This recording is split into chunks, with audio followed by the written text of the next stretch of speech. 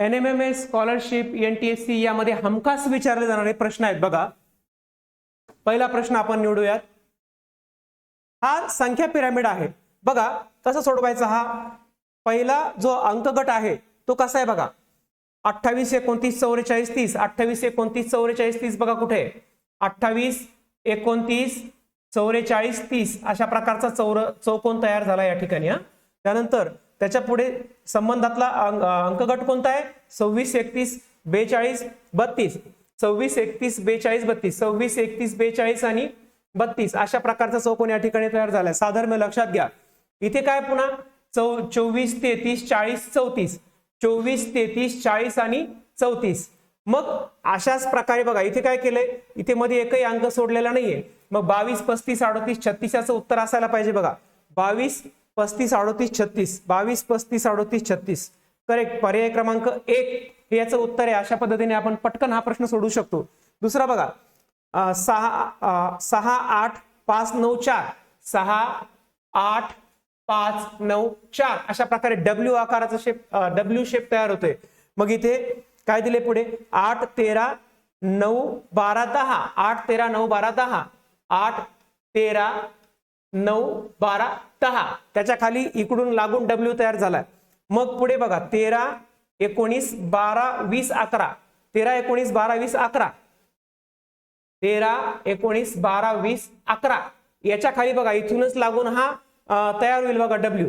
मग बघा जसं इथं 8 13 9 12 10 झालं तसं या ठिकाणी तसा शेप तयार होईल. इथे बघा इथं 13 19 12 20 11. 13 19 12 20 11. मग इथे पर्यायामध्ये बघा बरं इथे 20 पासून सुरू होणारा आहे का? 19 पासून सुरू होणारा कोणता पर्याय दिसतोय का आपल्याला? इथे 19 पासून नाहीये. आपण काय करूयात 18 पासून बघूयात. 18 पासून पण नाही. 17 पासून पर्याय आहे का बघा. 17 24 18 25 19. त्यानंतर बघा इथे 19 नाहीये. 23 2 3 4 होणार नाही. 26 25 26 25 कुठे? 26 खूप दूर आहे इथे. 26 25 होणार नाही. त्यानंतर 42 32. 42 32 बघा ट्राय करून बघायचं. 42 32 41 पण हा खूप दूर येतोय. मग याचा पर्याय कोणता असेल करेक्ट? तो असेल पर्याय क्रमांक 1. अशा पद्धतीने मित्रांनो आपण संख्या मिरावडीचे प्रश्न हे अगदी सहजपणे सोडू शकतो. चला पुढचा प्रश्न घेऊयात.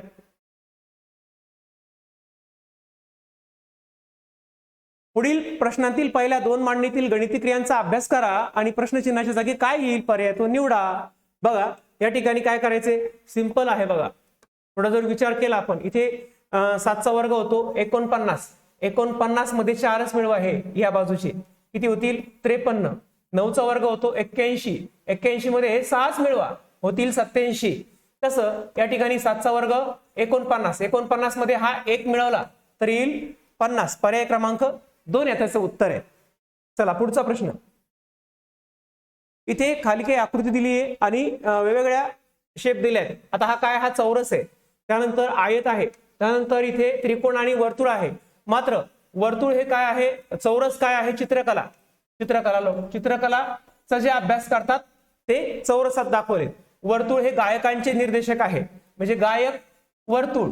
त्याच्यानंतर त्रिकोण हा वादकांचा निर्देशक आहे म्हणजे वाद्य वाजवणारे जे असतात कलाकार ते काय आहेत? त्रिकोण. त्याला आपण वाद्य नुसतं म्हणू. त्याच्यानंतर जो आयत आहे तो कशाच दिलाय? तर आयत हा पुरुषांचा निर्देशक आहे. बर आयत काय आहे? पुरुष. मग बघा चित्रकला गायन वाद्यवादन तिन्ही कला अवगत असलेले पुरुष कोणत्या अक्षराने दाखवले आहेत? चित्रकला गायन आणि वाद्यवादन. चित्रकला आहे चौरस, गायन आहे वर्तुळ आणि वाद्यवादन आहे त्रिकोण. मग त्रिकोण वर्तुळ आणि चौरस याच्यामध्ये पुरुष कोणत्या अक्षराने दाखवलेत? म्हणजे चौरस त्यानंतर वर्तुळ आणि त्रिकोण या तिन्ही आकृत्यांमध्ये एकच अक्षर आहे.